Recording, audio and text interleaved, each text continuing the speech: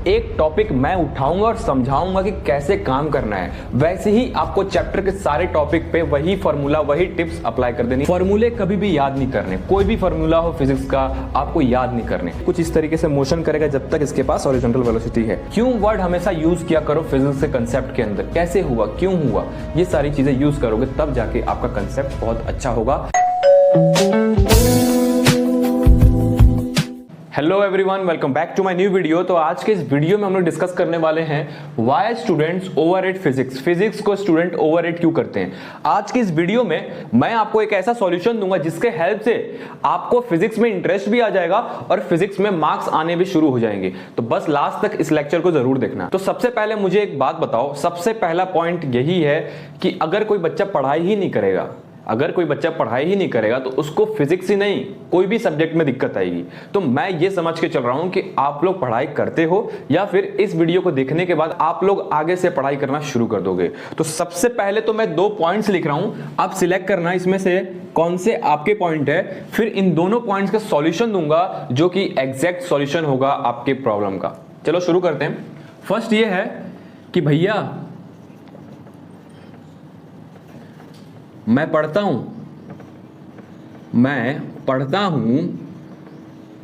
पर समझ नहीं आता।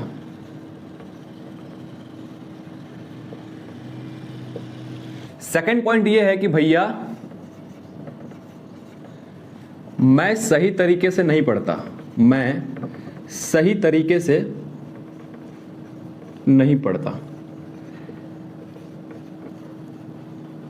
जो हमारा सेकंड पॉइंट है ना, इसके अंदर बहुत सारे बच्चे आज के डेट में फंसे हुए हैं। ये सेकंड पॉइंट ही सबसे इंपॉर्टेंट पॉइंट है। फर्स्ट पॉइंट है हमारा भैया मैं पढ़ता हूं पर समझ नहीं आता। इसके अंदर आपकी गलती नहीं है, इसके अंदर आपकी फैकल्टी की गलती है। अगर आप अच्छे से मेहनत कर रहे हो फिर भी आपको दिक्कत आ रही है तो इसके अंदर आपकी गलती मैं नहीं मानूंगा। इसके अंदर टोटली आपकी फैकल्टी, आपकी टीचर की गलती है। मैं ये मानता हूं कि वो टीचर आपको बेसिक से नहीं पढ़ा रहा है, रैंडमली कहीं से कुछ भी अपनी फॉर्मेलिटी पूरा करने के लिए वो बस सिखाया जा रहा है। तो ऐसे काम नहीं चलेगा। तो भैया इन दोनों पॉइंट का सॉल्यूशन तो दो।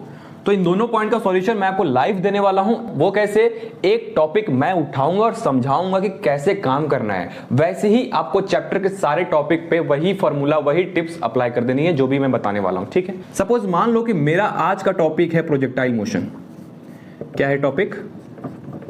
Projectile motion. अब मैं सॉल्यूशन दे रहा हूं, ठीक है, ध्यान रखना। टॉपिक है प्रोजेक्टाइल मोशन। जैसे ही आप ये टॉपिक उठाओगे तो इसके नीचे थियरी मिलेगा कि ये प्रोजेक्टाइल मोशन क्या होता है। थियरी पार्ट होगा ऊपर, इसको आप अच्छे से रीड करोगे।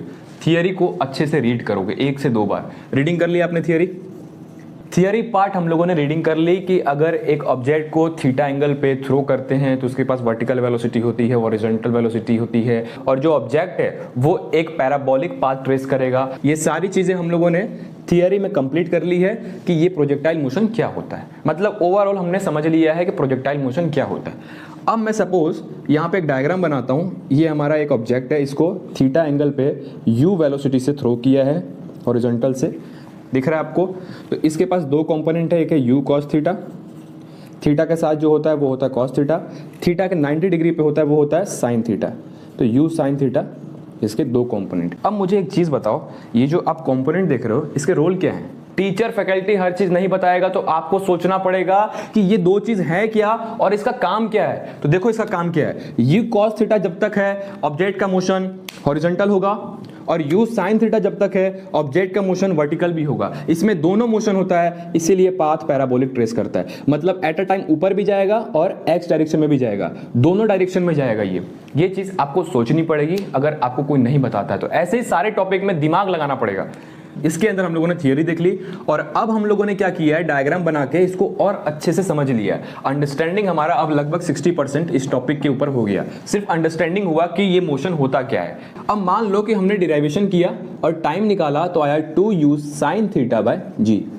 फॉर्मूले कभी भी याद नहीं करने, कोई भी फॉर्मूला हो फिजिक्स का आपको याद नहीं करने। अगर आप शॉर्टकट फिजिक्स में लोगे तो फिजिक्स में दिक्कत आएगी, क्लियर है। ये शॉर्टकट्स लेने ही नहीं है। हर चीज को समझ लो ना, याद करने की जरूरत ही नहीं पड़ेगी। यही तो फिजिक्स की सबसे अच्छी बात है कि हर एक चीज को समझ लोगे ना तो याद करने की जरूरत ही नहीं पड़ेगी। मैं इन सब के डिराइवेशन नहीं लिखने वाला क्योंकि उससे ये वीडियो लंबा हो जाएगा। मैं ये समझ के चल रहा हूं कि आपको डिराइवेशन करना है, बस मैंने एक रैंडम टॉपिक उठाया और उसके ऊपर कैसे काम करना है बस मैं वो बता रहा हूं, ठीक है। मान लीजिए कि time equals to u sin theta by g होता है। अच्छा, ये टाइम में u sin थीटा क्या है? वर्टिकल वेलोसिटी है ये हमारा u sin थीटा। देखो वर्टिकल वेलोसिटी है। वर्टिकल वेलोसिटी टाइम के अंदर सिर्फ रिस्पॉन्सिबल है, आपको ये चीज सोचना पड़ेगा, सिर्फ याद करके छोड़ नहीं देना। 2u sin theta by g होता है टाइम का फॉर्मूला, तो याद करके छोड़ दिया, ऐसे काम नहीं चलेगा। 2u sin थीटा जी का यूज क्यों हुआ है, u sin थीटा जी का यूज क्यों नहीं हुआ? क्योंकि जितना टाइम नीचे से ऊपर जाने में लगेगा उतना ही टाइम ऊपर से नीचे आने में लगेगा। तो u sin थीटा बाई जी नीचे से ऊपर और फिर ऊपर से नीचे u sin थीटा बाई जी, क्योंकि दोनों टाइम सेम होता है इसीलिए ट्वाइस आया है। तो ये चीज आपको सोचनी पड़ेगी हर जगह, हर टॉपिक के अंदर। या फिर अगर आपके पास फैकल्टी है, टीचर है, स्कूल जाते हो तो उनसे डाउट लिया करो कि सर ऐसे कैसे 2u sin थीटा बाई जी है, u sin थीटा बाई जी क्यों नहीं है। चलो इसको वापस कंटिन्यू करते हैं। तो टाइम क्या आ गया? 2u sin theta by g. Range कैसे निकालोगे? Horizontal range.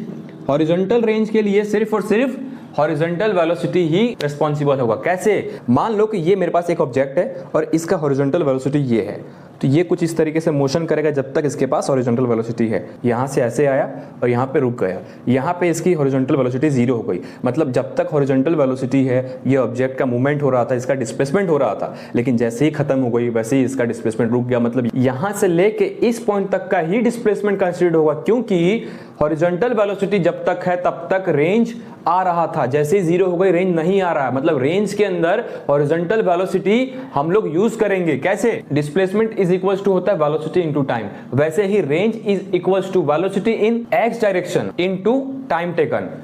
तो देखो velocity in x direction into time taken, ux into t. ux क्या है हमारा? हॉरिजॉन्टल वेलोसिटी, उसकी वैल्यू क्या थी? u cos theta. तो मैं लिख सकता हूं यहाँ पे u cos theta into time क्या है? यहां से उठा के यहां पे रखो 2u sin थीटा बाई जी क्या है? टाइम है। इन दोनों को सॉल्व करोगे तो आंसर आएगा 2u square sin theta cos theta by ji.